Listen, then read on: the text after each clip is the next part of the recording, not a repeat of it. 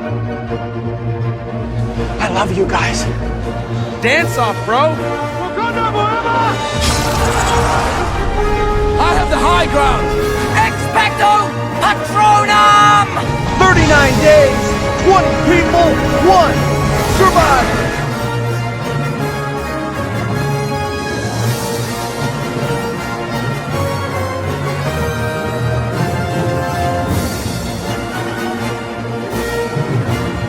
Tribe of Nerds. Hey everyone, welcome back to the Tribe of Nerds. We're continuing our Pirates of the Caribbean podcast with Dead Man's Chest #2. Pirate Sara, Cameron, Kevin, and I are going to be talking about the sequel to a great movie, and I think this is also a great movie, so we'll talk about it. But interestingly enough, the critics didn't necessarily agree with this. Critics apparently were at a 53% for this movie, which is crazy. Not really sure why. An audience was at a 72%, which I think is a little bit low as well. But and then box office. We're gonna be at 75. So yeah, did Kevin do the audience score? I don't understand.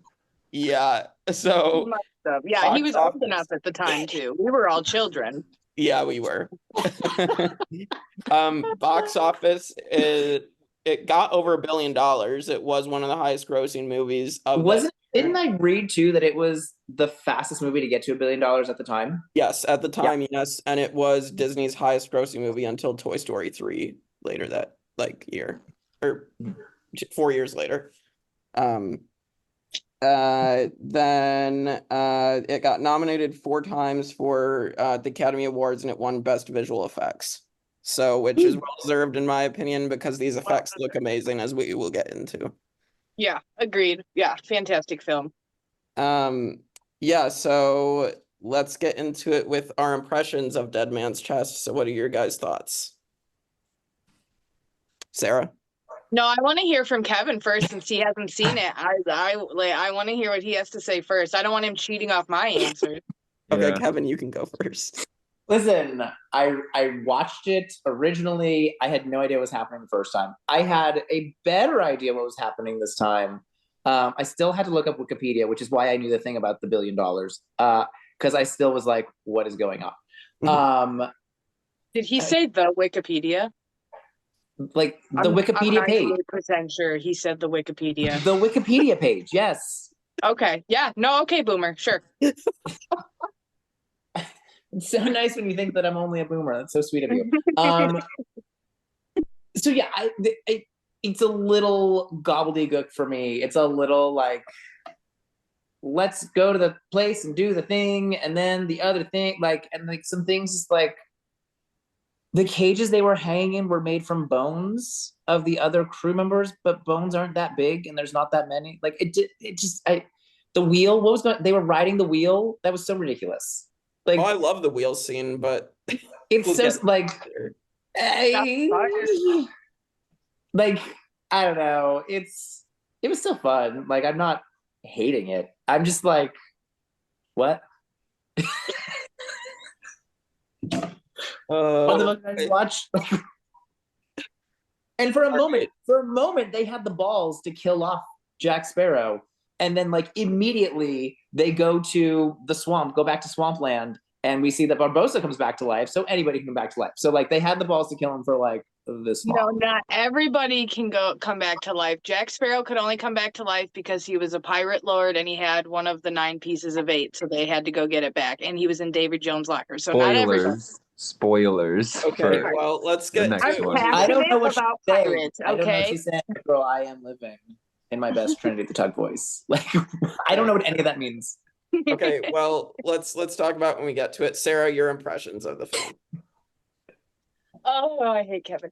I think this film is great. After reading more about it, I can see where there were missteps and things, because maybe one thing everybody wouldn't know is they actually filmed the second and third movie at the same time. Oh, wow. So, and they weren't even done writing the script yet for the third one while filming this second one. So I can see where some of your guys' point of views would, or Kevin's would come across as. I can also agree with Kevin that some of the scenes, I do love the the wheel scene, but I can agree with Kevin where it's like a lot, where it's like that would never actually really happen. But then well, I you have understand. to have those action sequences to make it more interesting. But overall, as a film, storytelling, visual effects, the award was well deserved. I think it was a good lead up into the next one, because with this one, it's a lot of funnies to give you a storyline for the next one. Jack Sparrow should have also died when he fell down. Like he was hanging by his leg. First of all, his leg should have ripped off. Second of all, he just tumbled like hundreds of feet and landed on the ground. He should have died. Like, I don't understand. He's Captain Jack Sparrow. Well, this is also a movie with a kraken and a big scary octopus man. So... That's what I'm about to say. I mean, like, as much as the wheel probably isn't probable, is literally anything we see in any scene probable? No. When he's in the wheel at one point, he runs into a bar that it never appears again inside the wheel. Like, it doesn't make any sense. But we got to get that slapstick humor. That's...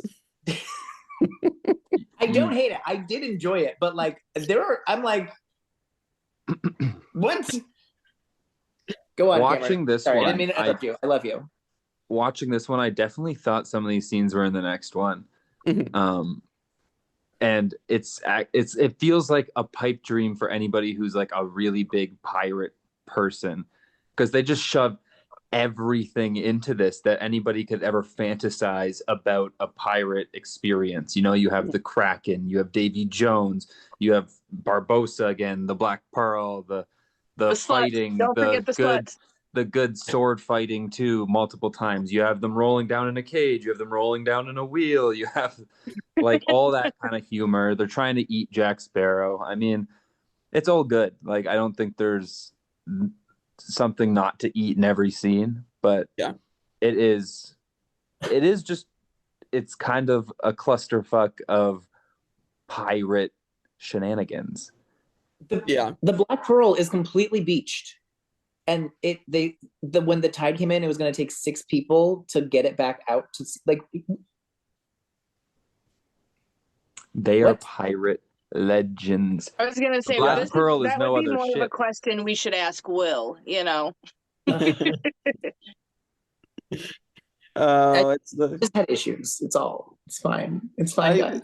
I'm not saying this is a perfect film, but dang, is it a fun film? Like, I enjoyed a lot of it. Like, just even the humor from the first one is like dialed up a little bit, and just like, I don't know, like the whole Cannibal Island scene, there's so many funny moments. Like, he's literally, we'll get to it when we get to it. I don't want to spoil it till we, talk about it in that scene, but just like that. And then like, yeah, that whole ending fight scene with the wheel, and then like just the whole like jockeying for this chest and this heart, and everybody has their own motivations, and it's pretty insane. And just like, I enjoyed this a lot.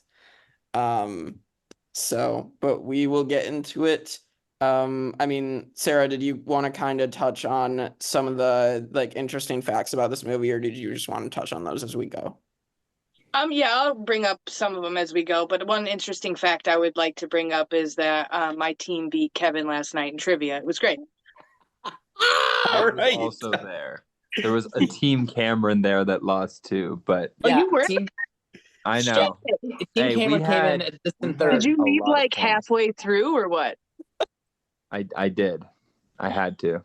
I remember at one point they were just like, your teammates were just like, can we be absorbed? That's we almost had that decision, and we were just like, and we gotta jump ship. We gotta get the fuck out of here. I know, almost like, you know what? I just didn't want either of you to win. But I didn't expect to win either. So I went for the fun, and it was fun. I also went for fun, and I had fun. Although it was a very nice surprise when Marcy, shout out to Marcy, was super good at trivia. It's like, yeah, I love that. Love her. Let me just pull over and dominate at trivia really quick. Yes. I picked her on purpose, and she was even better than I expected.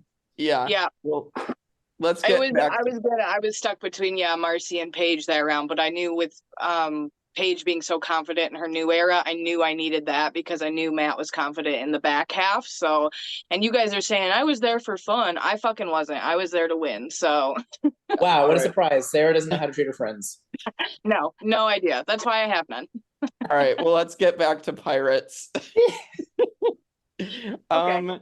So the movie starts with Beckett ends up arresting Will and Elizabeth for helping free Jack Sparrow, and Norrington has left because he was pursuing Jack Sparrow and got lost trying to pursue him. So then he just flees the British or the West India Trade Company, and so then you have they get arrested. Beckett makes the deal with Will for freedom in exchange for Will getting the compass from Jack Sparrow. So any thoughts on the beginning scene here? It's the East India Trading Company. East India. My bad. Okay, that's why I just say the British. That's the slave traders.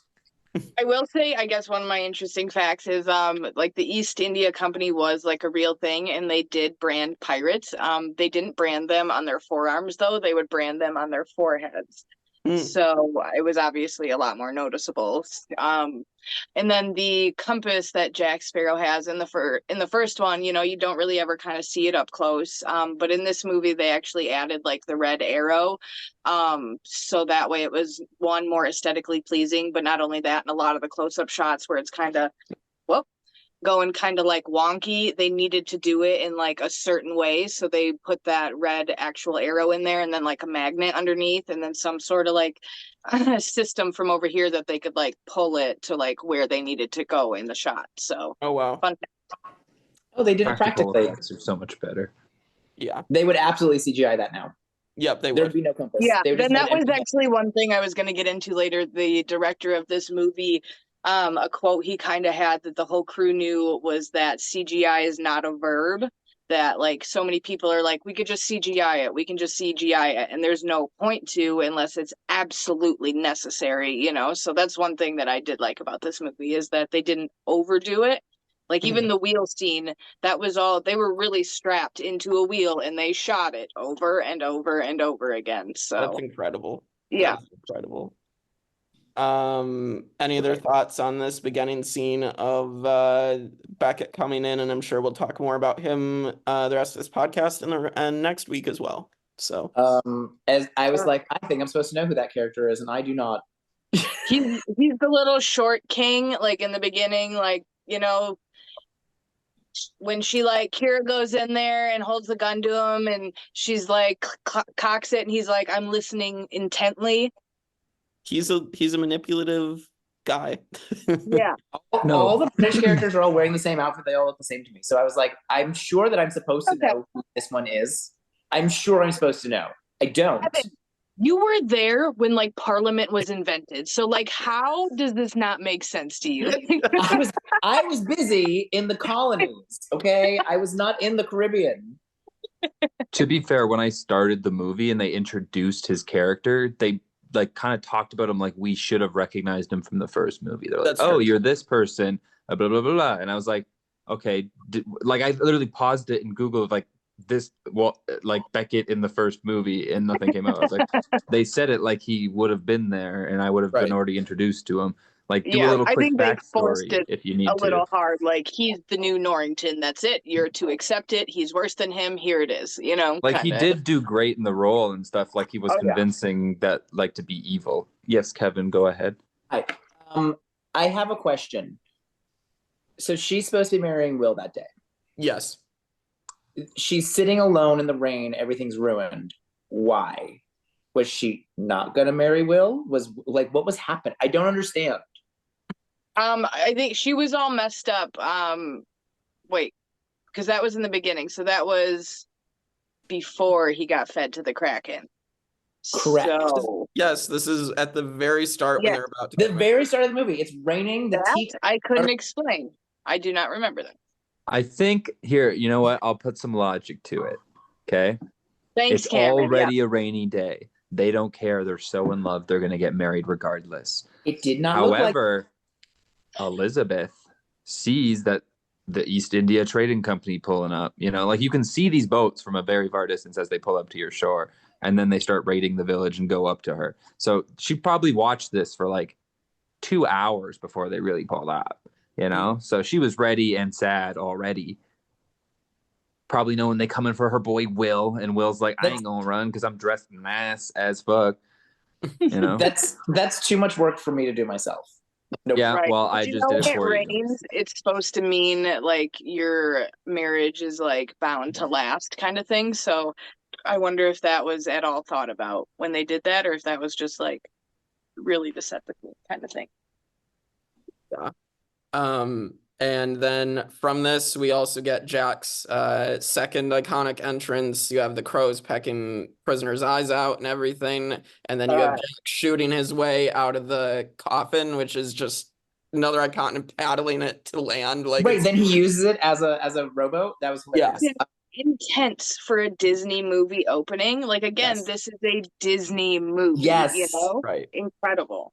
I will absolutely give that the credit that it deserved. Like that a Disney movie went there. That it was like very gory. Like yeah, like they were literally just putting them in cages and then leaving them there for the crows to pick apart. Yeah, and there wasn't a lot for like insinuation, like, you know, just pan by camera shots. You know, they showed the crows pulling them out. Yeah. There was no insinuation. There was very direct storytelling in these that they got fucking ate, bitch, and we want you to know. No, I'll give them that. I will absolutely give them that.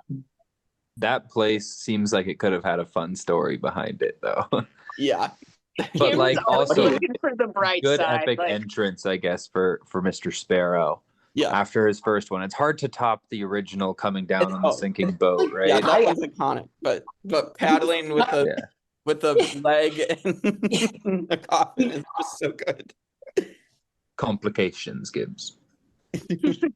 And yeah, just handing him the leg and just being instead of like his hand is so good. Yeah, and it's so good. And so many of Johnny Depp's lines in that were like improvised. They just let him do his thing, you know? Yeah. It seemed like it because Johnny Depp was just coming up with so many things on the spot. It definitely seemed like it. So then we get a couple more things happening. So this is where he's marked with the black spot by Bootstrap Bill Turner, played by Stellan Skarsgård, who is Eric Selvig in the MCU. And among other things, he's also in Dune, I believe, as well. So yeah, so that's so that this happens, and like the fact also like Bootstrap Bill, like the fact that they put like this is all prosthetics and makeup looks amazing. A lot of it is, and a lot of it though is CGI. I was gonna wait until we got there, but Davy Jones isn't at all like any makeup. He's completely CGI. Like with this movie, they created a brand new way to like do that like motion capture thing. So like I don't know if you guys have seen like the makings of films, but when they'll have like people an actor in like a big blank square studio, you know, all the lights, all the mics, and then they'll have like the morph suit on with all the dots and shit. And then they'll do their running in there, and then they go in and add it on. Well, this the directors of this, they were able to make a thing, they called it like iMocap, which was like image movement capture fucking something that I can't remember, right? I'm lucky I remember this much. But they'd made it so that he could wear the morph suit and have like the headbands and certain like things on him, and he could be on the sets on the ship, and they could film it and then go back and really lay it on right there without having to create the scene in a box. So that way it was a lot more immersive for the actor. So fun fact. That's amazing. And that is fun. He is Davy Jones looks incredible. Like the CGI looks amazing. They did. Yeah. And they created a lot of Davy Jones' face off of the actor's actual face, the higher cheekbones and like the chiseled jaw. I watched a thing that says like they watched like hundreds and hundreds of hours of like just him talking and stuff. Like, and they said like that if they actually told the actor how much they've studied his face, they would probably get like a restraining order on him because like it's just a lot. Yeah. It's incredible. But back to the Bootstrap Bill scene and getting marked with the black spot. Any thoughts on this scene? I didn't know like a black spot existed. So I mean, being a pirate sounds great and stuff, but then when you throw in this, aspect of like if you piss off the wrong pirate, now the beastie's after you, it's like, well shit, it's like that hero villain complex that Neo was talking about. It's like you gotta be on the balance of things. So Yep. I didn't understand it. I was like, did you not know that you made this deal? Like, did you not think that the like mystical like god of death of the ocean was gonna come back for you? Like, did you think he was just gonna forget? Like, he's Captain Jack Sparrow. I'm sure he Yeah. thought he'd find a way to get out of it. I really think he had it sold on the like, but technically I was only captain for 2 years thing. So I really Right. think He he thought he had could it in talk the his way hole. out of Yeah. it. Yeah, or bargain 100 souls. Yeah. Oh, yeah. Any thoughts, Cameron, on this? No? Everything's been said about this Yeah, great. I just want to make sure. Everything coming up, Cameron. Everything's not coming up, Cameron. All right. So then we get, Jack's hat blows off. Kraken takes down a ship. We'll talk about the Kraken more later. But then Elizabeth sneaks aboard one of the other ships after her dad helps her escape, but gets caught himself. And we get the haunted dress that leads that crew to Tortuga, which is interesting. I did want to mention, like, when she knocks over the lantern and the fire forms Tortuga, I'm like, yeah, we've said that stuff, doesn't work. A bunch of stuff doesn't work in real life like this, but the fire just actually forming Tortuga, I'm just like, okay, then that Yeah. doesn't work that like, way. Well, it was gunpowder that was on fire to be right. So Oh, right, but yes. it's such a good part though. It just shows like, it's showing like how smart she is, because she's grown up from the first movie. Because in the first movie in real life she was only 17, so now she's like 21. So I know, isn't that nuts? And so like now it's kind of like she's growing up, she's like highlighting all her strengths from the first one, but like it's kind of also showcasing like how kind of daft pirates can be, like a fucking haunted dress, like I'm sure it's been lost at sea, she's searching for her lover, just like, just the shit people will believe, so I think Yeah. it was a good scene. I guess so. She's like snuck aboard and she's hiding and she's like doing work. Like, I guess she set up the gunpowder while she was doing that to make it say that. Like, but like, Yeah. I don't know. We don't know that. They didn't tell us that. That's something we have to figure out on our own. That's kind of what I insinuated from it. Yeah. Right. So, but like, I do like the idea that like, that's all that they think of women, is that like they're a curse to be on a ship, and that like she must be searching for her lover, and like meanwhile she's fooling all of them. Like, I do like that sort of like juxtaposition. Mm-hmm. Yeah, I think Elizabeth in this movie is fantastic. Like, Keira Knightley did a really great job. I think probably my favorite scenes of her are like when the men are fighting, doing the 3-way sword fight, and she's like just like her acting and like in that entire I scene. know. Just watch the chest. No, like You're not gonna leave me to just do it just Yeah. because I'm the woman she here. wanted to do sword fighting in the first movie, but like the directors told her like, no, like, in this one you gotta, you kind of gotta be the dainty little girl that gets taken hostage kind of thing. So in this one they gave them to her, and I mean, as you can see, she had numerous sword fights, and the choreography that went into all this was ridiculous. So Oh yeah, yeah. she worked her ass off, especially to be 2021. Yeah, the dumb shit I was doing in 2021, like we Probably talked really about it on the, yeah, accidentally, whatever. So Yeah. Keira Knightley killed it. Absolutely fantastic. What a badass. yes. Should have just left it in the hands of her from the start. She probably would have gone, saved Jack, and brought True. the heart home for dinner, True. But everyone else seemingly fumbled the bag into the ending. Yeah, we will touch on the mistakes made by characters for sure.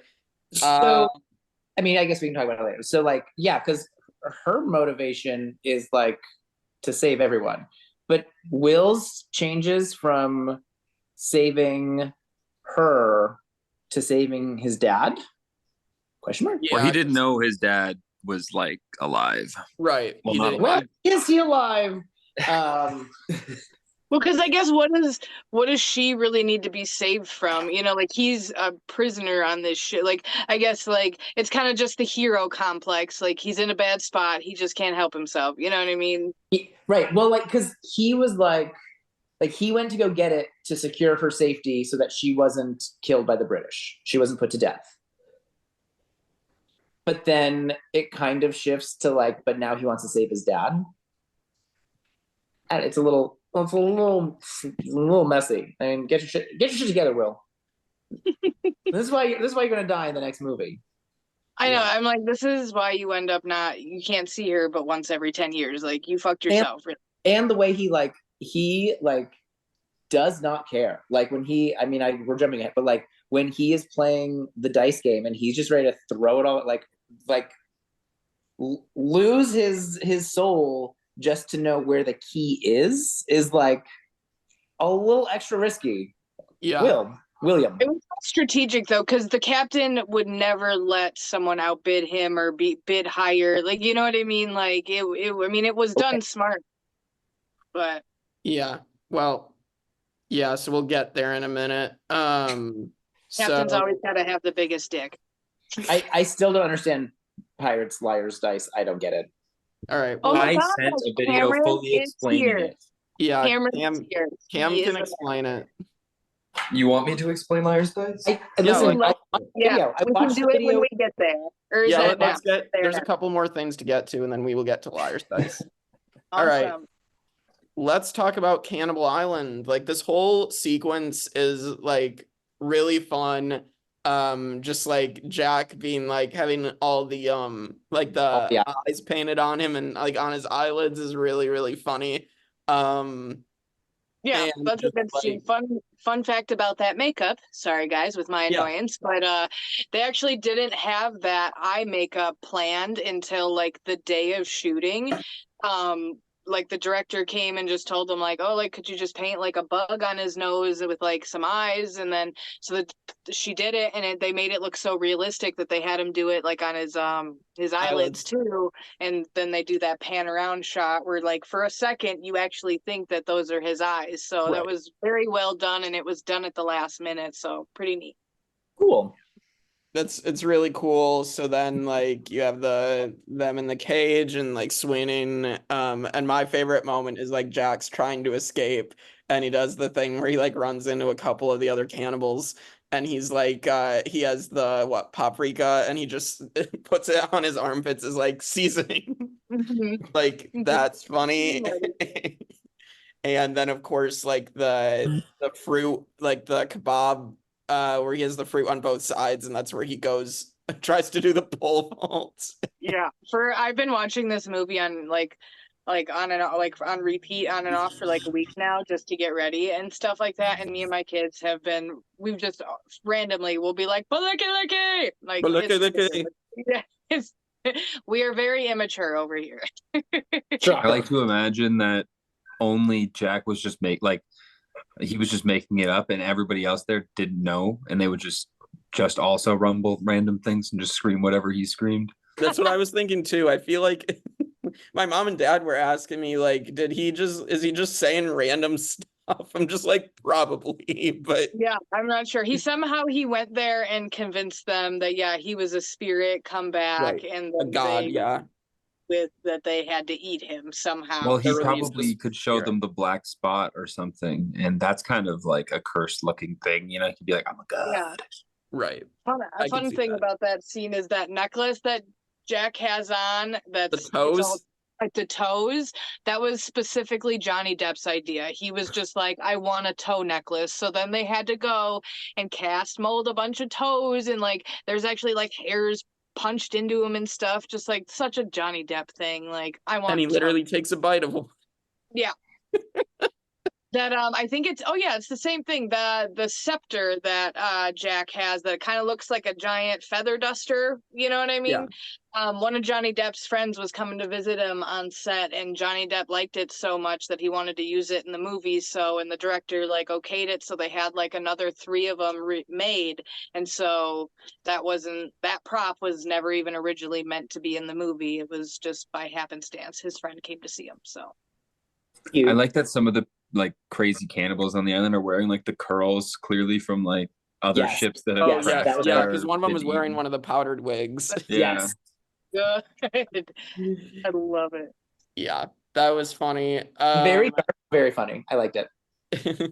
And then, of course, you also have the 2 Barbosa cronies, Pinto and Rigetti, with the dog from the jail because they got the dog to come with them, and now they're paddling the island. And you have Rigetti with the fake eye that he's reading the Bible because at least you get credit for trying to read the Bible. That's a mark against. Like I love that scene. It's a good scene. Yeah. Yep. And then like the dog jumps off because they're about to get taken out by a wave. And then I know. Just the storytelling there that the dog is smarter than these 2, you know, is just great. And it never ceases to be shown. It's funny. That dog, that ride in Disneyland that these movies are based off of, that dog is also based off of that ride, because if you go through the ride, there's like a part in the ride where like the dog is holding keys in his mouth and prisoners are like, come on. So like they wrote that dog into the movie because of that ride. So that's cool. Kevin? Yes, Kevin. Okay.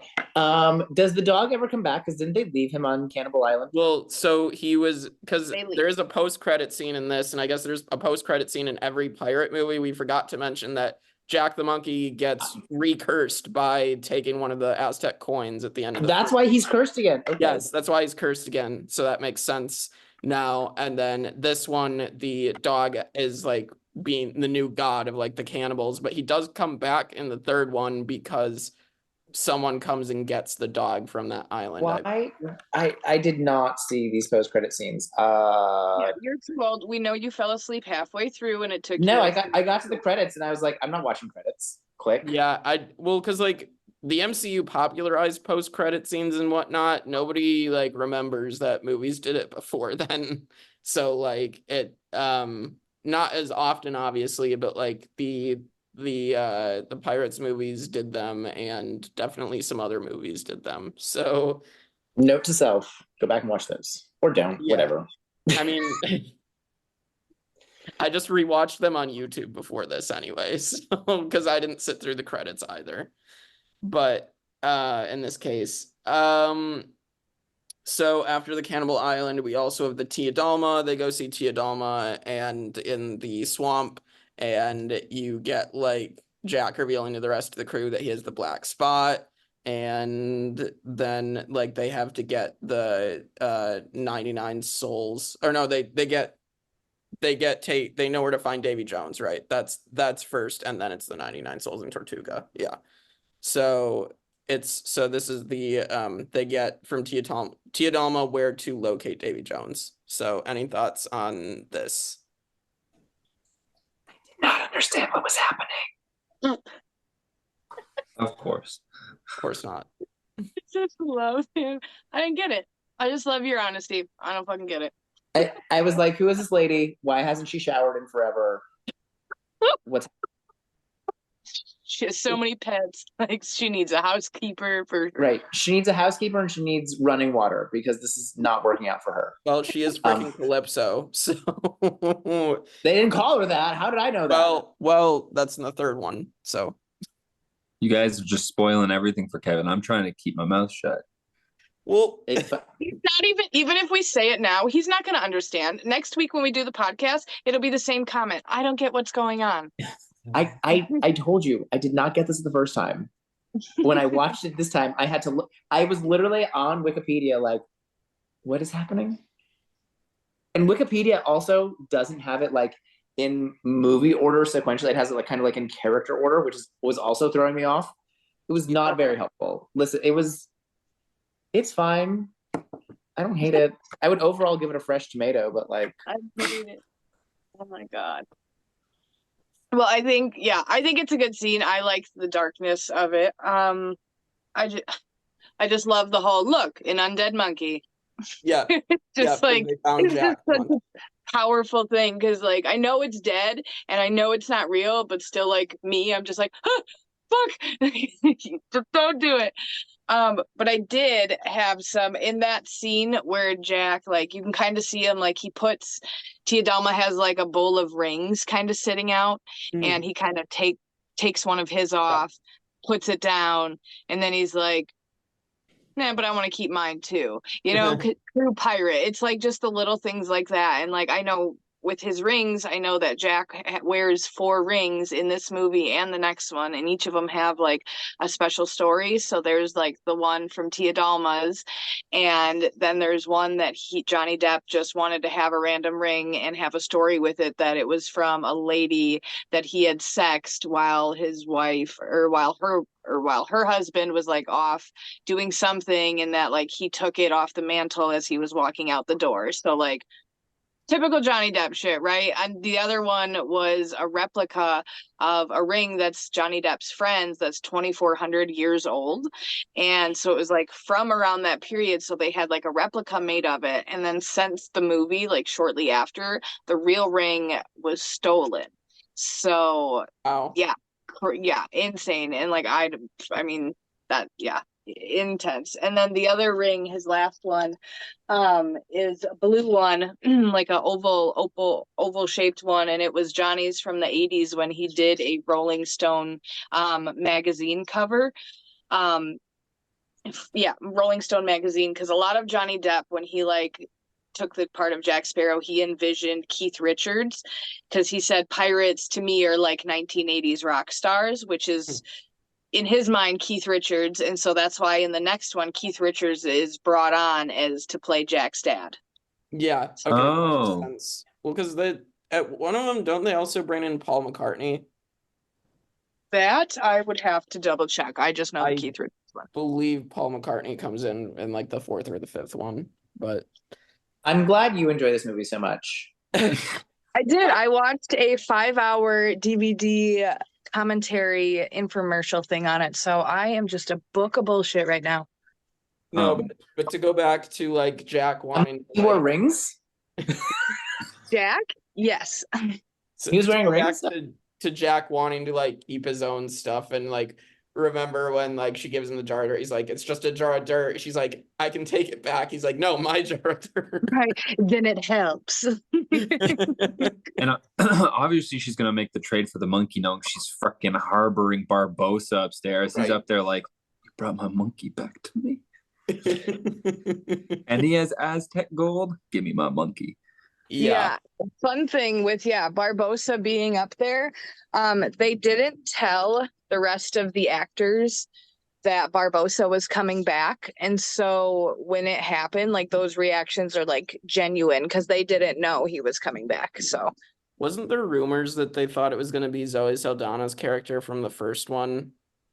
I couldn't I think I saw something on there that was like they thought it was going to be Zoe Saldana's character for some reason, and then like they were genuinely shocked that it was Barbosa. Yeah. Well, because he's supposed to be dead. Yes. I'll tell you quick because I gotta turn my camera off. Okay, okay, Kevin, you'll see. You'll understand. Will I understand? You're gonna understand. You won't be happy about it probably, because you're gonna be like, this shouldn't make sense, but I understand it to the point that it makes sense. But in a way, it still doesn't make sense because it's not realistic. Right. That's listen, I understand that we're talking about an undead man with his heart in a chest and a leviathan that everyone for some reason thinks. Why do they all say we must be caught on a reef? You dummies. How many times does the leviathan have to catch a ship before you realize what it is? Kevin, that is for the storytelling of the directors. That is for us to know that it is the same thing. Grow up. Anyway, I understand all that, but like so much of this is like off the charts unrealistic. And I'm just like, that wouldn't happen. Listen, the Leviathan, sure, that's gonna eat that ship. But listen, That wheel, it's not going to spin like that. It's not going to roll like that. It's going to fall apart. I mean, okay, but magic And I wands don't exist in Harry Potter. Right? Where was all your skepticism when they were Because casting there's Avada Kedavra?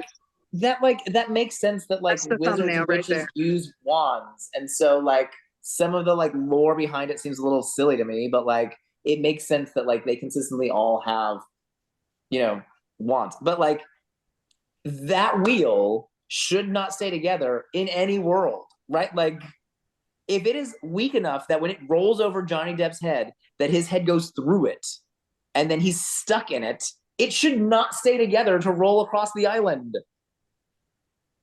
You know, weird stuff happens on islands, man. They found a polar bear on one once. That's another rewatch that Jake is not prepared for. So anyway, like I don't know. Sure, whatever. I'm along for the ride. Are you talking about Lost right now? She was. Wow, welcome Oh to the party, Cameron. God, I hate when I'm the one who understands Sarah. Right, it's the worst. I understood her. That's why I brought up the reference. I was just making sure because I haven't seen all of Lost. I took it off Netflix before I finished it. Anyway, Anyway, listen, it's I fine. have all the DVDs I can It's bail fine. into. I'm glad you all like it. I'm glad it makes sense to you. I'm happy for you. okay, well, let's get to explaining to Kevin how Liar's Dice works. And Let's go. we get Davy Jones, and we've already talked about Davy Jones. So Cameron, you can take it away with the Liar's Dice explanation. Yes, Cam, you got to get your jacket back on. Take us back to the scene from the video. You got to put us back into it. I really liked it. We're going to, after this, you know what? Next podcast, we should do like a mid-short. Let's play around a Liar's Dice. Let's do it. I'm gonna lose because I don't know how All to play. right, everybody, welcome back to Liar's Dice with Cameron. This is how it's going to work. You're going to take 6 dice. You're going to have a group of at least 3 people. I mean, you can do it with 2 people. That's not 3 people. But anyways, you take your dice, put them in the cup, shake it about. About. You look at your dice. You don't show anybody else, but we're doing this for the demonstration. Okay, so I have 2 1s, 3 4s, and 1 2. So say I go first, right? I say like 1 4. The next guy can go 2 4s, or he can say like 2 5s or whatever he has. That's like just a little more than what I have, right? Mhm. Next person goes, say they say 3 4s. Okay. I know I have a total of 3 4s here, but if they're all saying 4, they probably have a 4 or 2.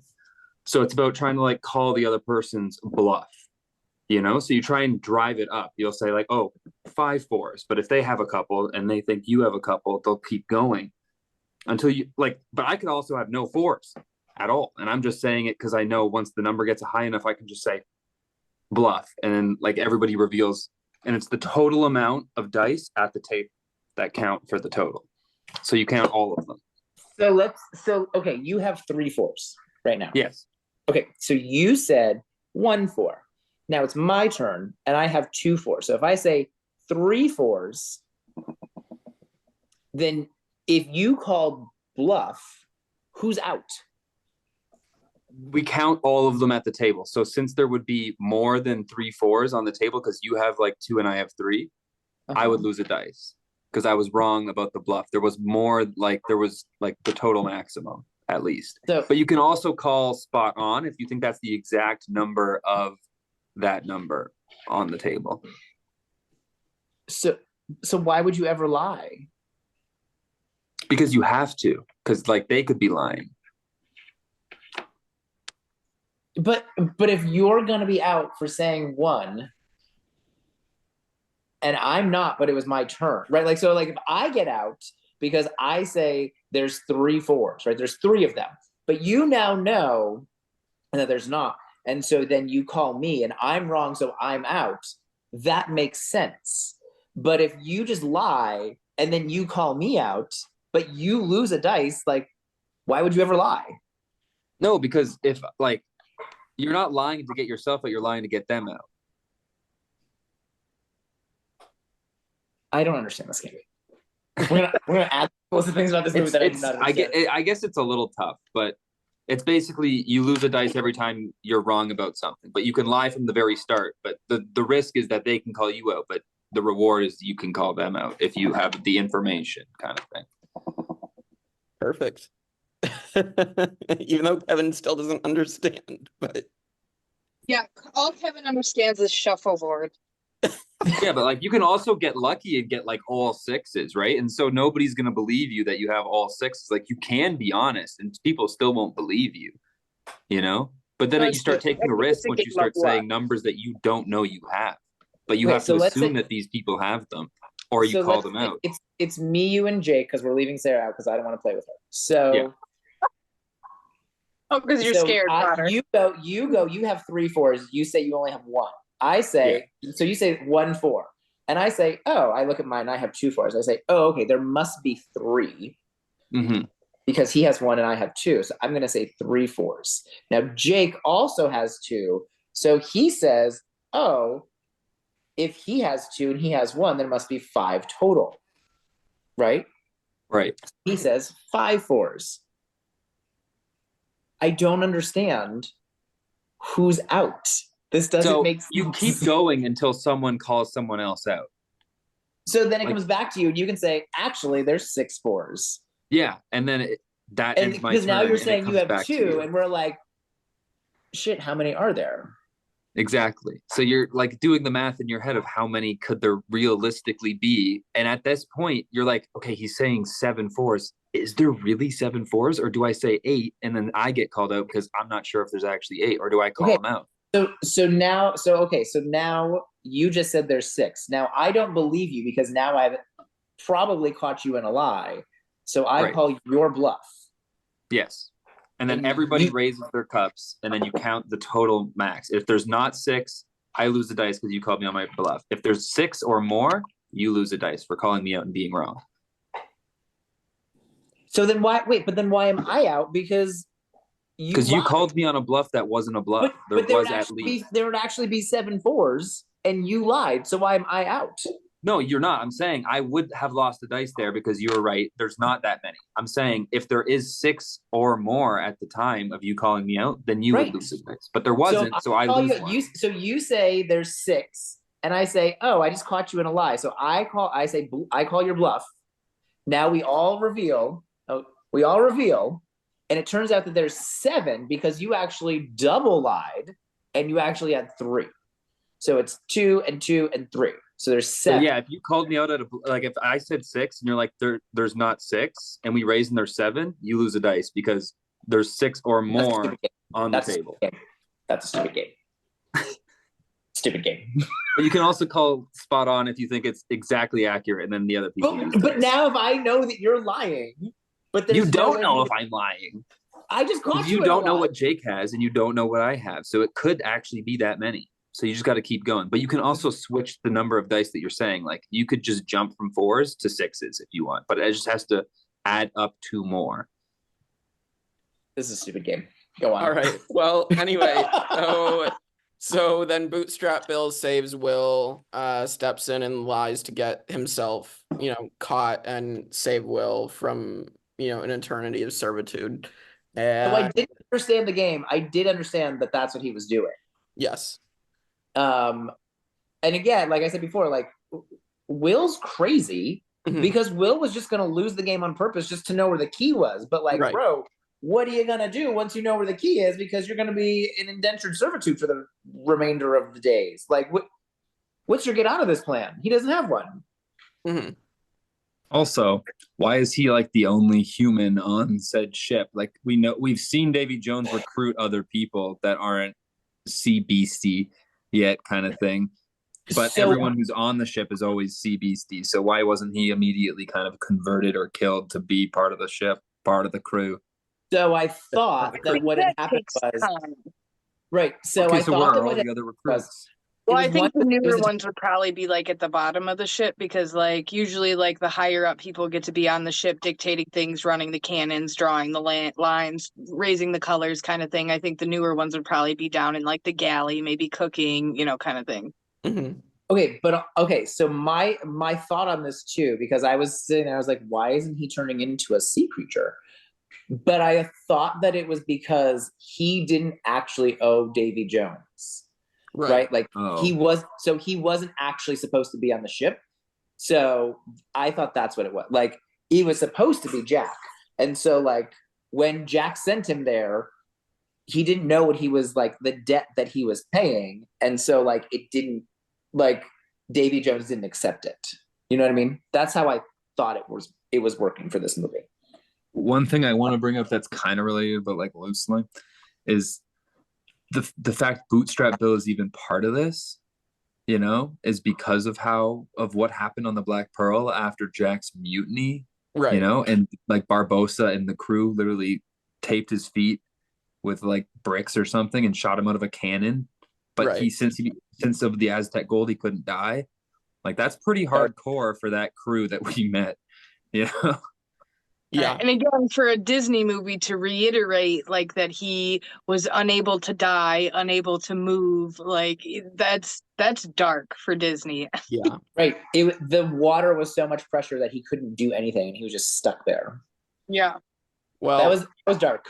Well, the third one's going to get even darker next week when we talk about hanging children, because they actually show that next week. Spoilers for Kevin. Let him be shocked. Yeah. All right. So then Will steals the key, and then goes on the Shouldn't ship. have worked, by the way. He totally should have woken up. Well, we should also talk about Tortugas right before that, where they're recruiting the 99 souls for Davy Jones, and they did not get to 99. And so this is where we see where Norrington has ended up now that he has been like shamed from like the British, from the trading company. And so you get this giant fun bar fight where Jack starts the bar fight, and just like I love the part where they're about to throw the guy overboard and Jack literally stops them to just put the hat on the guy's head. He's like, okay, now you can go throw the guy off the balcony. That's a good. I'd have to say my favorite part in that scene is when they have like, I think that's the one where they have the sailors lining up to join the ship and stuff. Oh, that's and funny too. Like, oh my God, it's just so good. Like, I drunk as a ass rats and I don't care if I die or live. And he's just like, perfect. Like, he's just great. And then like the guy with one leg and one arm, he's just like, it's the crow's nest for you. Like just those little lines like that are just peak comedy for me. I love it. Yeah, that was great too. And then you have Jack trying to hide from Norrington with the plant. Yeah, just typical Jack for sure. Yeah, it's great mixed in humor with like the dark reality of the movie, you know? Yeah, it's not real. There is no reality in their universe. It's fine. Put yourself into a moviegoer's brain. Listen, I was able to do that for Harry Potter. Somehow not this. Interesting. It's not working. I'm trying. All right. Well, so Norrington comes with them, and now we have the, Will escapes, goes on the other ship that Elizabeth was on previously before, she got off in Tortuga when they stopped in Tortuga. And then the Kraken comes because Davy Jones sicks it on the ship and to get Will, and Will escapes, and everybody dies from either the Kraken or gets executed by Davy Jones. Yeah, one of my favorite lines is right before that, though, when Elizabeth finds Jack and he's just like, she's like, I'm here looking for the man I love. And he's just like, well, the only one I love is the sea. So, Yeah, and then he turns around, sees it's her, turns to Gibbs, hide the rum. Yeah, and that's going to come into play later in the movie, too. Love it.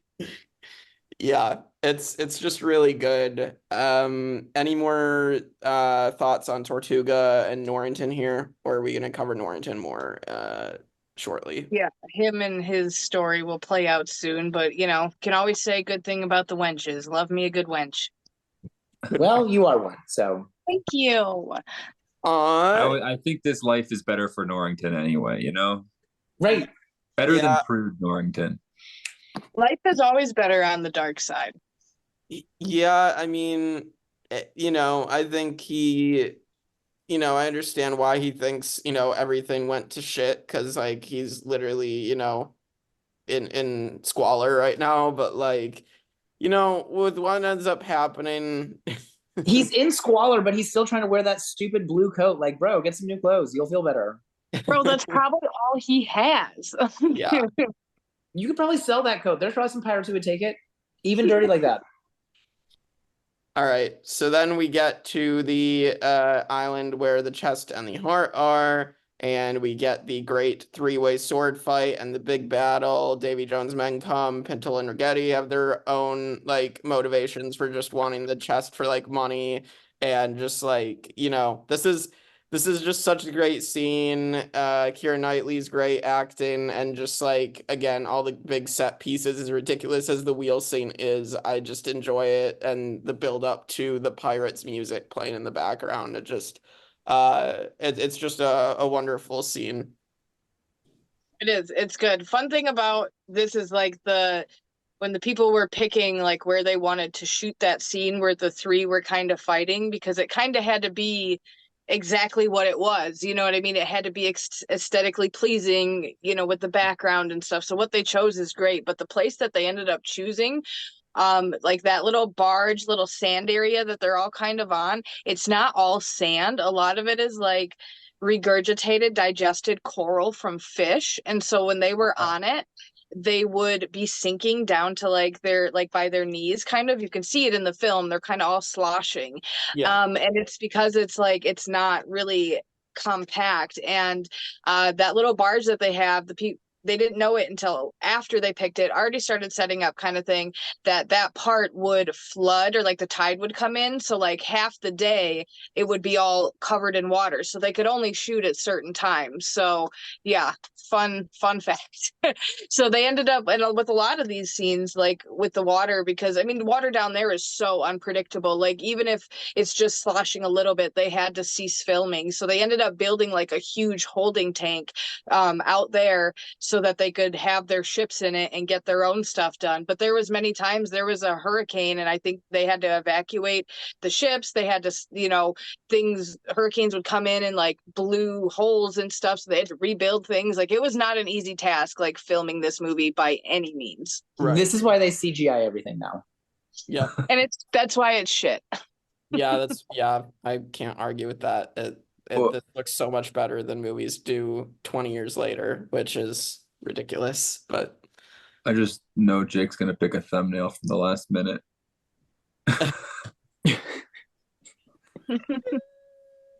No, that's actually crazy. But I like see, even through all of those struggles, this product, even with the year it came out, looks so good. Everything that's practical to CGI, even like they even use CGI and it looks better than today's CGI somehow. It's crazy that they did all of this and mostly went practical, but even when they had to CGI, it was phenomenal. Like it holds up today, which is so crazy. So the reason for that is because this was at the time when they only CGI'd what they had to, like Sarah was saying earlier, like only use it when you have to. And now they'll make a 5-hour movie that's mostly CGI and then cut stuff out. So like that's also probably just movie stays that they just depend, like, we'll just do it in post, right? And like this was very intentional of like, okay, we're not gonna do this in post, like we're going to use this place to film, like even with the sinky sand, like we're using this. So sinky sand, you know, even with the scene with the cages and the balls, they obviously the background is CGI. They didn't drop them off a cliff like that, but when they filmed it, they had them in their cages and had them kind of up on an incline and had the things break and would have them swing over and over and over again to get the right scenes, to make sure they got Gibbs's face, to make sure they got everybody. And that was done on location there too, as to not to take away the actors, like, you know, you're there, you're on scene. Like there isn't anything like filming actually in a jungle. Like, you know, you can't compare filming in a jungle to like sword fighting in a box in a studio, you know? I mean, sword fighting in a box in a studio though. Anyways, just I hate to like rewind a little bit, but there was some part about those ball cages that I just didn't like. Like I did very much enjoy the scene. And I know we're going backwards, but it's fine, Jake.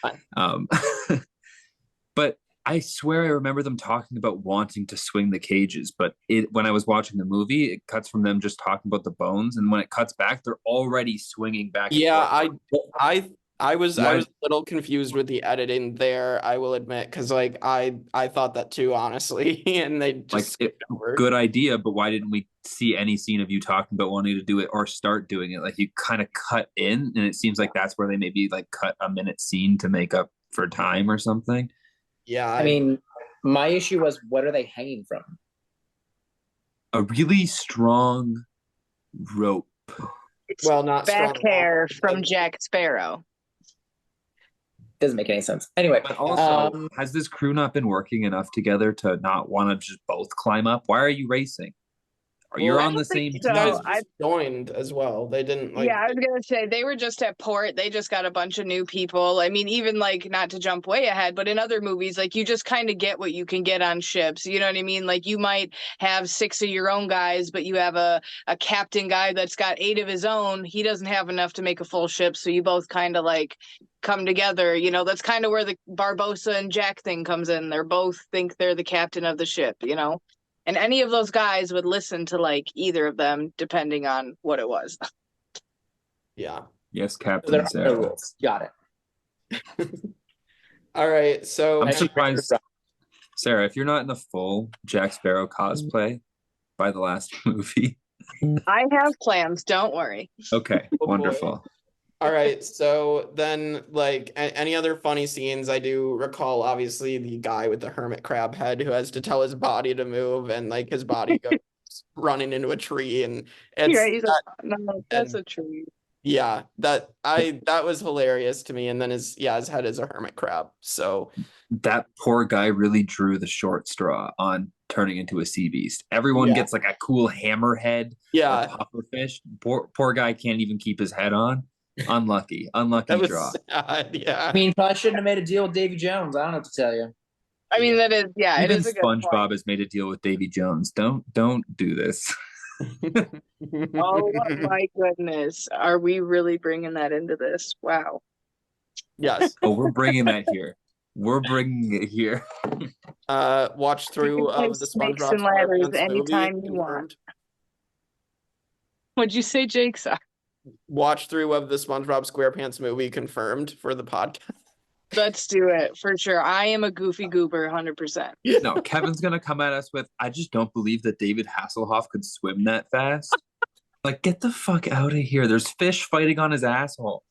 He's like, come on, Kim, people are dying. People are dying. I don't think the power of music could break the chum buckets off of people's head. Like, get out of here. Get out. Okay, bye. No, don't leave. Unless you leave, walk that way towards your shelf. What were you saying, Sarah, before? I can't remember now that these two are being idiots. These two meatheads, these meathead dum-dums. It was dumb. But, like, I guess just another fun fact about this movie would be, this is just whatever, but this whole movie had I believe the first one had about 7,000 costumes, and they never planned on making another one. And so from the second one, there were 0 costumes left over for the first one, so they had to make them all new.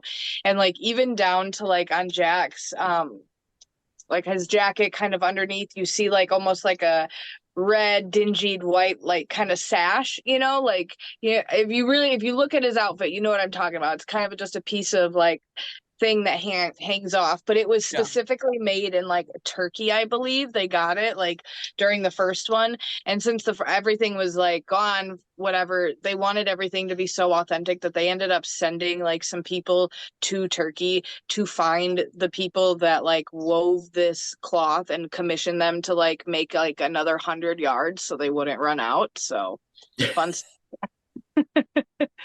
And even down to the hats, the costume designer, they had a bunch of hats, and they were bringing Johnny Depp in to pick which Jack Sparrow hat he wanted, and the only one that was actual leather was the one Johnny Depp picked, and nobody else had a leather hat just like his. So fun. Is that why it gets taken away very early on in the movie and then doesn't return to the end?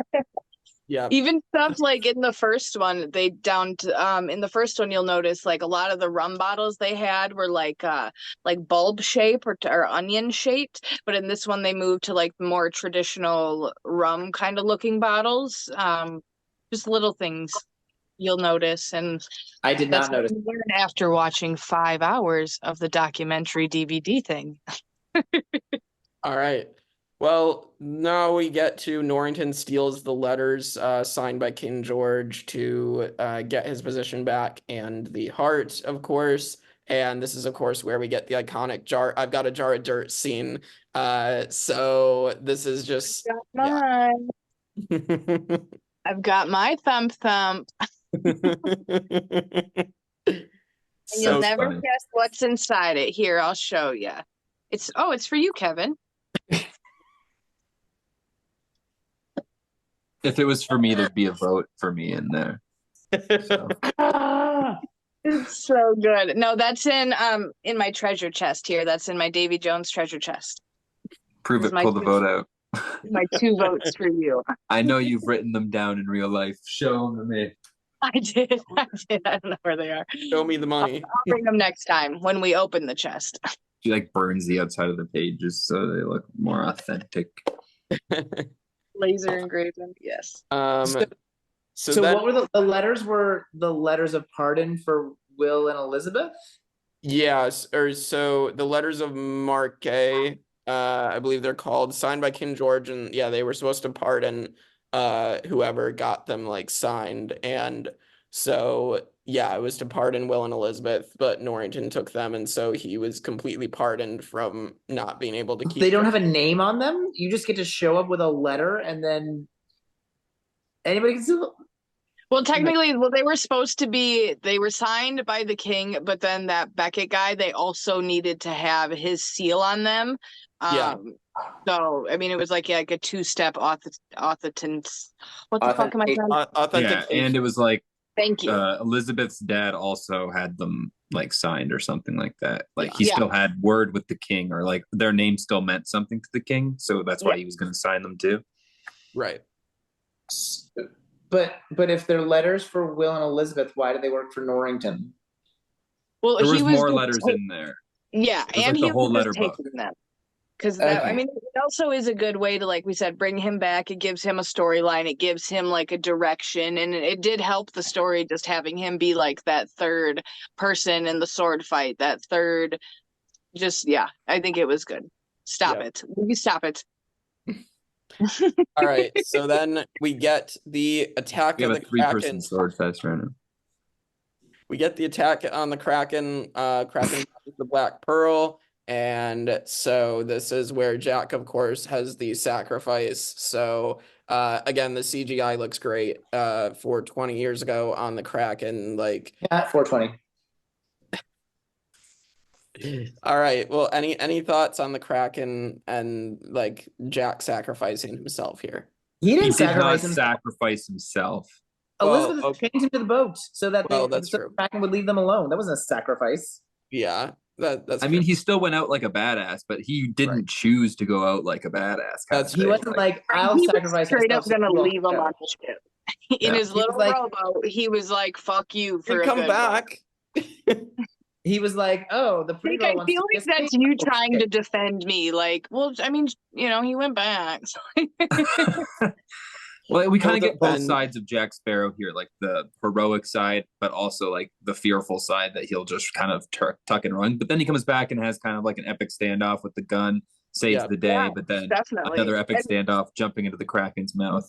Yeah, and to piggyback Um, off that, it gives us another side of Elizabeth Swann too, because I mean, this whole time we've kind of seen her as the governor's daughter. She's kind of getting her bearings here. She can sword fight. She's skilled, but you've never seen her make like a huge decision. And this decision of like, whatever, kissing Jack and So hot. tackling him to the mast of the ship is just, and she clearly like felt bad about it afterwards. But yeah, just a big decision for her character. Even I her mean, just becoming a pirate. it affected her. Her Well, becoming a pirate, like she is friends with him, but she will stab him in the back because that's what pirates do. Yeah, and that Like- scene where Will like sees him kissing her, they didn't tell Orlando Bloom that that was going to be in the script, so that reaction was also like very real. The puzzled like the fuck. I imagine you're like, these two kissing right All right. Yeah, and I mean, any other thoughts on the Kraken attack here? I mean, Yeah, very well done. As far as CGI wise, I do know that like the directors and stuff, they sent that tape like back and forth hundred and millions of times, just telling them they wanted the colors right. Like certain tentacles needed to slither up a certain way to connect with this one, or otherwise it looked too fake. Like it for 20 years ago, like they really skipped nothing with this. They put everything into it, and like everyone said, even 20 years later, it holds up so well. yeah. And I kind of like, you see the Kraken a lot throughout the film, but this is the one time you kind of get to like see the Kraken kind of thing, you know? Yeah. Kevin? Yes, Kevin. How does he still have control of the Kraken? Because he doesn't have his heart anymore. It comes with being Davy Jones. Yeah. It's Yeah, like the it's heart like doesn't you're control. That's your pet.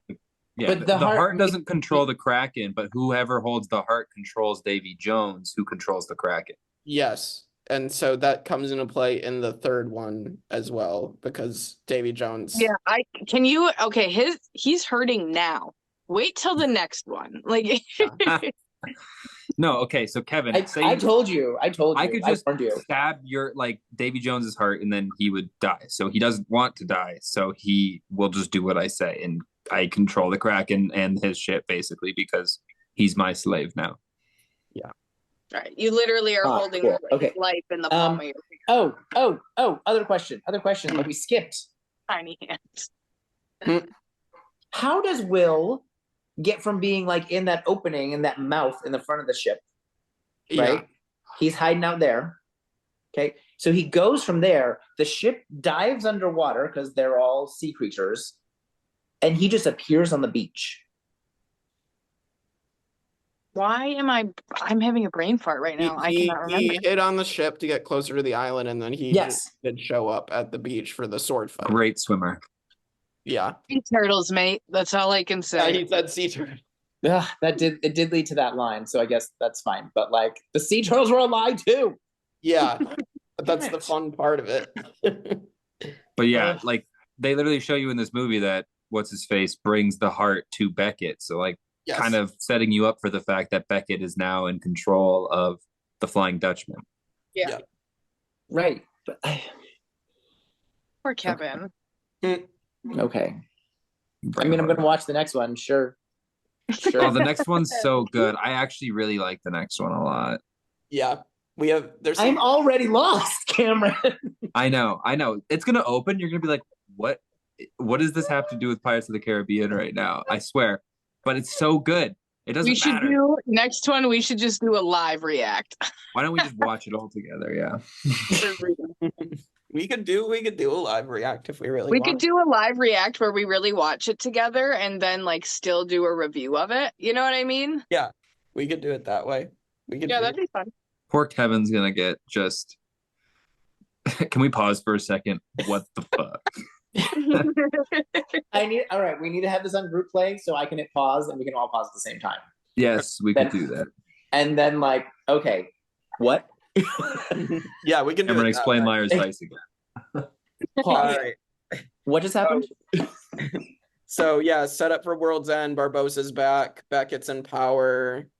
All that good stuff. So, any other thoughts before we hit our rankings? I mean, I have no idea what's happening. I don't think Yeah. Kevin has any thoughts left. They're all gone. Yeah. yeah, I think this is a phenomenal movie. Again, I mean, not even just like with all like the little tidbits of information I answered, just so many things about this movie make it good. And for them not planning to have this one after the first one and to have it done like this to where so many things call back to that first one, which like people like us, we love the callbacks, you love the tying it in together. Because that's the I think- MCU. That's how I love that stuff. So yeah, they did it perfectly. Yeah, so I do really enjoy this movie, and I like the first 3 or 4 the best. The other one kind of pisses me off, but I mean, I think they're all done so well in their own way. But I will say that, like, if it wasn't for the 3 main actors, I mean, you know, Keira Knightley, Johnny Depp, and Orlando Bloom, they really made this for me. yeah, But then so many of those side characters, like the Pinto and Pirates, Rigetti. Pinto, and I mean, everything together is just perfect. It's like Agreed. everything's Kevin is not. Yeah, Maybe I that's mean, why I don't like it. the callbacks are great, even to like the point that we were making earlier, where hide the rum was said, and then like you have Gibbs that is just like when they're trying to load everything for gunpowder, and he's just like, the rum too, and everybody's just extremely disappointed. Just the way that it is immediately silent, like it just is like pirates. You know, it's just perfectly done. Like those just little pauses, those little lines is what makes these movies amazing. Yeah. Yep. All right. So let's get into our rankings. So right now Barbosa's at an A. So we have Davy Jones and Beckett. I mean, both of these are great. I mean, I think we'll get more from Beckett next week. With Davy Jones, like I'm giving this an A as well, because this is literally an iconic villain in movie history as well, with the visual effects and everything. And you get Bill Nighy to play this. I mean, he's great and like intimidating and like cunning and all that good stuff. So I'm gonna give Davy Jones an A. I think he should be above Barbosa, though Barbosa is great as well. But I think Davy Jones should be the number 1. I'd Sure. put Davy Jones in S tier. Oh, we could do an S tier. That works too. I don't even know what S tier ever means, but yes. Yeah. I just know that it's better than A. Yeah. What does S stand for? Success? I don't know. I don't know either. Special or successful or Our special little boy, Davy Jones. Harry Potter all grown up goes back in time, uses the time turner to become Davy Jones. I mean, sure, he looks great, and you do know that he's the villain, and he's very clearly the villain. So sure, he can have an A. All right. I don't know. I would almost want to disagree with that. I love Davy Jones. Don't get me wrong. The lore, his power, you know, like even just the actors like laugh that he gives them, that ha ha ha. Like I love that. But like with me, I guess at this movie, I've only seen so much between Davy Jones and Jack Sparrow.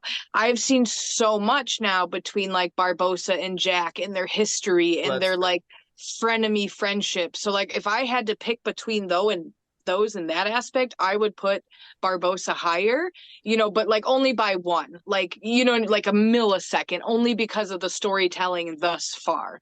Fun fact about Barbosa is Barbosa didn't even have a name until the 3rd movie. In one of the DVD commentary things, Johnny Depp like jokingly called him Hector, and so when the next movie came out, the writers felt obligated to go with that because it had been said on a previous like DVD documentary thing. So Wow. Wait, they never said his name in the first movie? No, they never said Hector in the first movie. I noticed that as well. So they didn't give the character. It's fine.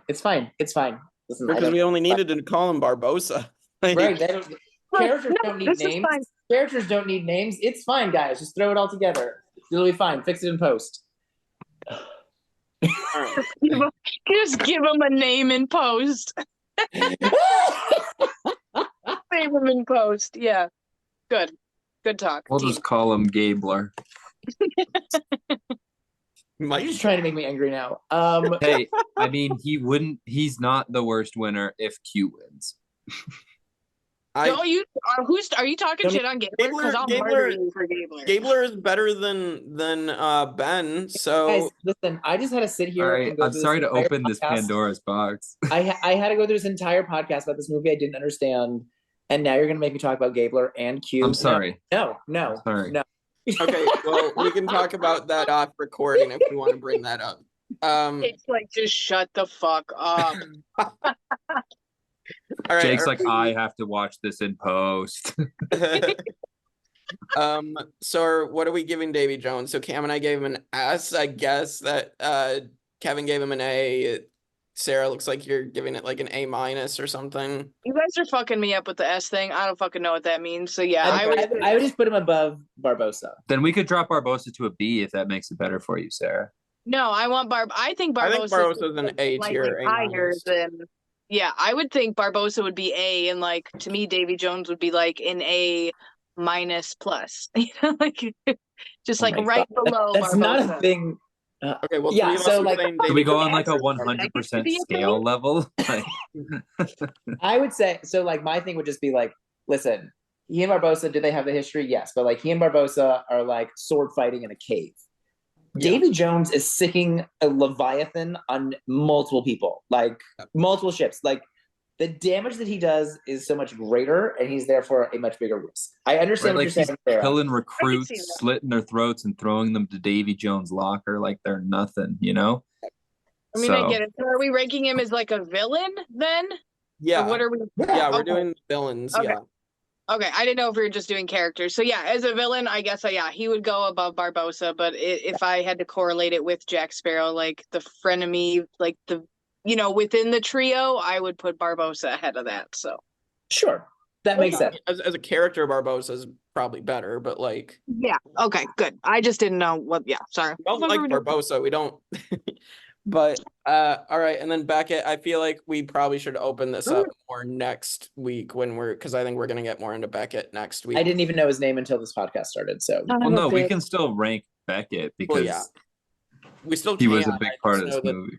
Yeah, he was still a big part of this movie. So my thing with like Beckett is I love how this actor just portrays this super manipulative and cunning character, and I think we're gonna get to see more of that the next movie. But even like how many deals he's making to get his way, to get to ruling, the entire sea. So like I really enjoyed that part of him. Also because the actor is Tom Hollander, and we have a Tom Holland, whereas Tom Holland-est. Like we need we need to complete that trio. But yeah, I would probably give Beckett a B. I still like this like manipulative, cunning side, but he's definitely like, I mean, he uses that side to get control over even Davy Jones, but like, I think I'd probably give him a B. I remember as a kid, I loathed every scene that Beckett was in. But watching now, I'm like, okay, yeah, this villain is well written. He's portrayed really well for what he is. Like this role could have just fell flat being performed by anyone else. And he was good. Like I was like a little intimidating. I wish we got more intimidating scenes maybe with him of like maybe branding a pirate or something, but like he probably doesn't do that part. He's just the head honcho. You're right. Kevin, you look like you want to say something. I already said I didn't even remember his name until the podcast started. Like, okay, listen, I'm glad you guys liked him. Sure, I would give him like a D because I don't even remember. But like, sure, he can have a B. It's fine. I don't care. Okay. Sarah, thoughts on Beckett? I do agree with Cam. That's kind of how I was when I was a kid. I was just like, I don't kind of like this guy. Like, but even like as an adult, he is a good character because when you look at the first like kind of antagonist from the first movie, it would have been like Norrington, right? This good-looking guy that like in another world could have been maybe the Will Turner of Elizabeth's story. You know what I mean? So in this movie, they very well could have casted another very good-looking guy and just did the stereotypical. Yeah, you're calling him ugly? Rude. New good guy. Well, I mean, to me, yeah. I mean, he's not my type. I mean, because he's not a woman.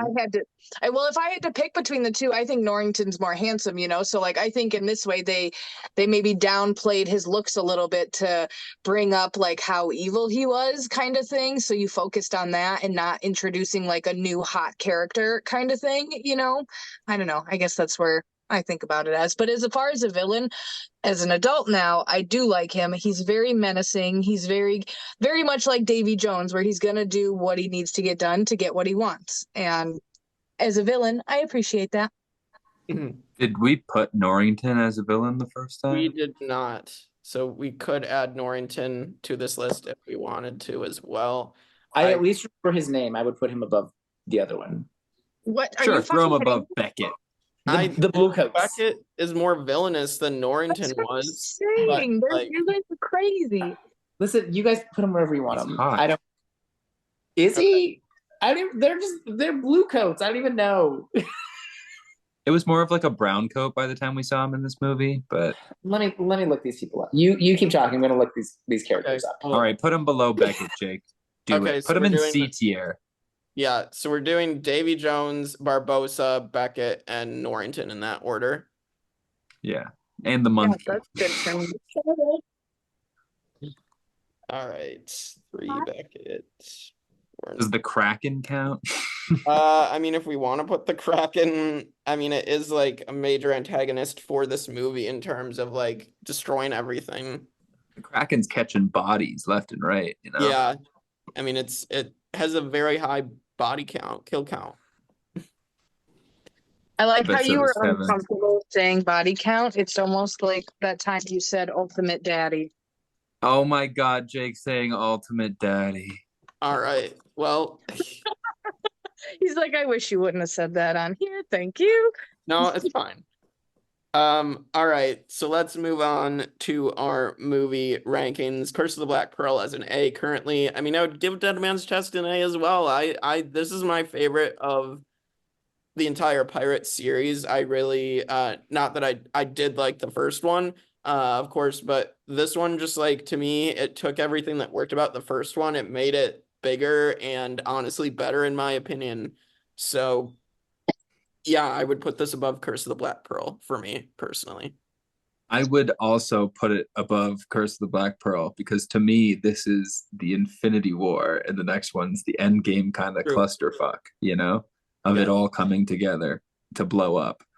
But this one kind of built it all up, but was also super entertaining the entire time. And it didn't just feel like it was filler at all, you know, but it still built upon what's coming so well. Right. So I would say it is the best. All right, Sarah. Oh, sorry. Where's my phone? God, this is really hard because I am such like a person that's like the first one will never be better than the other ones. It's like the first one that started it all kind of thing. So it is tough for me. Gosh, it's just so hard because with the first one, I enjoyed that it had those funny moments, but it wasn't like the whole film. With this one, like even though I enjoyed all of the funny moments, I do feel like there were a lot of them. Like Kevin said, with the wheel, like there were just a lot of things that was like, okay, you know, but like between the two, gosh, I don't know if I can. I would maybe have to say it's like even for me because I really do enjoy them both. I don't know if I can make a decision. You're not allowed to do that. You have to pick one. Yeah, I have to pick one. Yeah. Yeah. You're ranking it on the podcast. You got to do it. That's how this They're works, just Sarah. so Decisions good. must be made. Pick I a guess favorite I will pirate have to. child. I will go with I will give the second one a little bit higher rating just because of like I get a little more gore, a little bit more lore, and just a little bit more information, which is what I like. In 4. Kevin. No, this one's going lower for me. I'm outranked and it's fine. I don't understand what's happening. I don't understand. Okay, well, it's a good thing we out. I'm overruled, so it's fine. But it's going. We lower. outvote you 3-1. It's fine. I would I like. respect I would give this. not following the curve. Okay, so like I would give the first one an A. I could follow the first one. I would give the first one an A. This, I would personally give it like a low B. Like, Yeah, I can. And the thing is, I can agree with you, but also like understand like my decision because like yeah, I do get it. because I'm like who's Alyssa Edwards? What the fuck is going on in here on this day? Like what? I don't understand it. I don't understand Pirates Dice. I don't. It's just Liar's dice. whatever. It's the same thing to me. I don't understand. I don't understand the rules. I don't understand why things work the way they work. I don't understand it. It's fine. They're on a beach. It's a nice day. They fight with swords. It's cool. I like how Davy Jones just stands in a big bucket of water. Yes, we need to talk about that next week. I thought that's what was happening with the sand. I thought he was gonna have to like somehow stand in the jar of sand, or like pour the sand out and then stand on that so that Davy Jones couldn't get to him. I thought it was gonna be that way. No, yeah, Davy Jones just has a big bucket of water that he stands in to be able to be on land next movie. So It's awesome. That rule's not gonna make sense to me either. I'm gonna tell you now. What doesn't make sense about that is you don't see like a dragging trail behind it. Like it just You're seems already- like the bucket of water is in the middle of the sand. He's Yeah. in it. You're already pointing things out that I would. I'm glad you're on my side, Cam. No, see, but like that's the logic I don't care about because it's so entertaining. You know, Yeah. like it's Yeah, still just like, no, wait, good. but not on your side. Yeah, not like okay, but like shut up because it's good. You think the Wicked Witch of the West really fucking melted? Nah, fam, it's fine. But like that's listen, that movie is a classic. Amazing. So like we're not even gonna drag that into this. Okay, this movie's a classic. It's 20 years ago now. I mean, it's fine. all right. Well, I think that's where we can end off. We will be talking about World's End next week, and also I'm tomorrow. gonna have no idea. Gonna have no idea what's happening. So we will be doing that. Tomorrow we will be talking about Survivor Pearl Islands with JJ and Will, and that is going to be talking about the Outcasts and the Rupert Blindside and things like that. And then the following week will be the finale with the Dead Grandma Lie and all that jazz. So Yes. but She's we dead, will dude. see you all next time on the Tribe of Nerds. Bye.